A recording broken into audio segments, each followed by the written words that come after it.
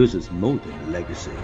This is a source of inspiration, sharing the journey of discovery. PSN College of Engineering and Technology. திரு பேராசிரியர் அவர்கள் ராமச்சந்திரன் அவர்கள் sir, நம்ம Covid டைம்ல ஒரு விஷயம் சொன்னோம், இதுதான் நியூ நார்மல் அப்படின்னு சொல்லியிருந்தோம்.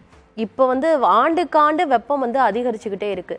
இப்போ இதுக்கப்புறம் வரக்கூடிய நாட்கள்ல நமக்கு வெயிலின் தாக்கம் இன்னும் அதிகமா இருக்கும் அப்படின்னு தான் சொல்லப்படுது. இதுதான் நமக்கு நியூ நார்மலா? உங்களுக்கு இனிமேல் எதிர்காலம் வெப்பம் என்பது உங்களுக்கு வெப்பம் அதிகரித்து தான் இருக்கும். அதே மாதிரி உங்களுக்கு மழை காலங்களில் அதிகமான திடீர் மழைகள். இந்த வருஷம் பாருங்கள், இப்போ கோவையில் தண்ணீர் இல்லைங்கிறாங்க. ஆனால் இந்த வருஷம் அதிகமான மழை பெய்ந்த இன்றைக்கி கிட்டத்தட்ட 250 சென்டிமீட்டர் மழை வரலும் பெஞ்சுது. அதாவது கிட்டத்தட்ட 20 சென்டிமீட்டர் மழை, 200 mm ரெயின்ஃபால் அதிகமாக பெஞ்சது ஒரே நாளில். அவ்வளோ மழையில் பெஞ்சு உங்களுக்கு திருநெல்வேலியில் ஒரு இடத்துல காக்காச்சிங்கிற இடத்துல 100 சென்டிமீட்டர் மழை ஒரே நாளில். 1000, அது ஒரு வருஷத்து மழை. ஆனால் இன்றைக்கி அங்கே பஞ்சம். இன்றைக்கி மிருகங்கள்லாம் தண்ணி இல்லாமல் இருக்குது மேற்கு தொடர்ச்சி மலையில். ஆக என்னென்னு கேட்டிங்கன்னா, ஒரு பக்கம் பயங்கர மழை, இன்னொரு பக்கம் அதிகமான சம்மர் வந்தோடனே பயங்கர வறட்சி. இதெல்லாம் காரணம் என்னென்னு கேட்டிங்கன்னா, இது முழுவதுமாக வானிலை நமக்கு மாறிப்போச்சு. வானிலையினுடைய தன்மையை மாற வைத்தது நம்ம தான். அதிகமான கார்பன் டை ஆக்சைடு உமிழ்வு, நிலக்கரி எரிக்கிறோம், அருமையான வெளிச்சம் வருது நிலக்கரி, பெட்ரோல் டீசல் யூஸ் பண்ணுறோம். அதனால் வானமண்டலத்துக்கு அதிகமான நமக்கு ஒரு கார்பன் டை ஆக்சைடு உமிழ்றதுனால வர்ற வினை தான் விளவும். இயற்கை உங்களுக்கு 100 ஆண்டுகளுக்கு முன்னாடி இயற்கை ஒரு 274 ppmங்கிற ஒரு அளவோட 1 லட்சம் வருஷம் இருந்தது. அன்றைக்கி நம்ம பெரியோர்கள் மூதாதையர்கள்லாம் சாயந்தரம் 6 மணிக்கு குளிர்ச்சி, 7 மணிக்கெலாம் குளிர்ச்சி வந்துடும் பூமிக்கு. ஏன்னா வருகிற வெப்பத்தை உடனே பூமி அனுப்பிச்சிடும். பூமி மேல் எந்த பாவமும் இல்லை. இன்றைக்கும் பூமி மேல் எந்த பாவமும் இல்லை. பூமி வர்றதை உடனே அனுப்பிச்சிடும். இன்றைக்கி உள்ள பிரச்சனை என்னன்னு கேட்டிங்கன்னா, வானமண்டலம் அதிகமான கார்பன் டை ஆக்சைடு வரும் பொழுது அந்த 274 ppmங்கிற அளவு இன்றைக்கி 420 ppm ஆகிடுச்சு. இன்றைக்கி ஸ்டூடியோவில் 421 ppm. உங்களுக்கு 274 ppmல இந்த ஸ்டூடியோ இருந்ததுன்னா உங்களுக்கு ஃபேன் தேவையில்லை, எதுவுமே இல்லை, வெப்பம் வேண்டியதில்லை. ஆனால் இன்றைக்கி நீங்கள் 421 உட்காந்துருக்கும் போது நம்ம ஏசி போட்டுக்கிறோம், எல்லா வழியிலையும் நம்மளை மேலாண்மை பண்ணிக்கிறோம்.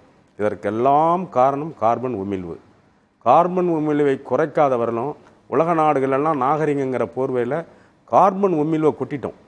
இப்போ 420 ppmங்கிற அந்த அளவை இன்னும் கூடும். இந்த வருஷம் இந்தியாவெலாம் பார்த்தீங்கன்னா, நம்ம எல்லாம் நாங்கள் மரபுசாரா எரிசக்தி போகிறோம், அதுக்கு போகிறோம் அப்படின்னு சொல்லிலாம் அருமையான வாக்குறுதிகள்லாம் கொடுக்குறாங்க. உலகத்துக்கு நம்ம வாக்குறுதி கொடுத்துருக்கோம். 2030க்குள்ளே 45% நான் ஃபாசில் ஃபியூயல், அதாவது ஃபாசில் ஃபியூயல் இல்லாத, அதாவது நிலக்கரி பெட்ரோல் இல்லாத எரிவாயுகளுக்கு நாங்கள் போயிடுறோம் அப்படின்னு உத்தரவாதம் கொடுத்துருக்கோம் உலக நாட்டுக்கு. ஐநாவுக்கு கையெழுத்து போட்டு கொடுத்துருக்காரு பிரதமர்.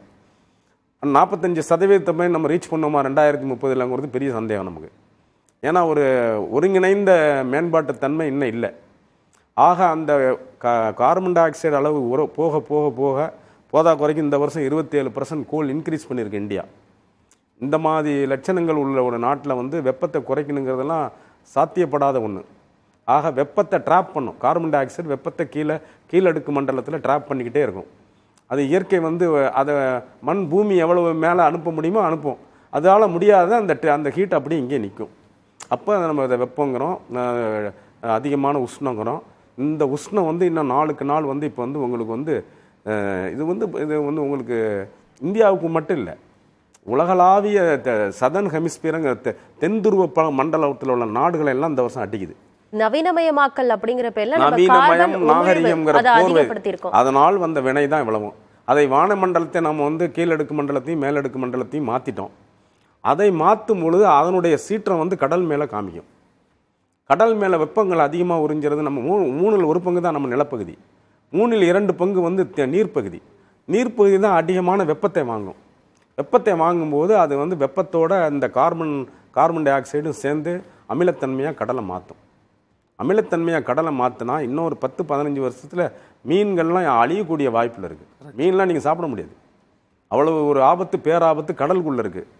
அந்த கடலும் வெப்பமயமாகுதல், கடல்லேருந்து வர்ற மேகங்கள் அவ்வப்போது மாறி மாறி போகும்போது பருவநிலை இங்கே உள்ளது நம்ம காற்றை வச்சு தான் பருவநிலை.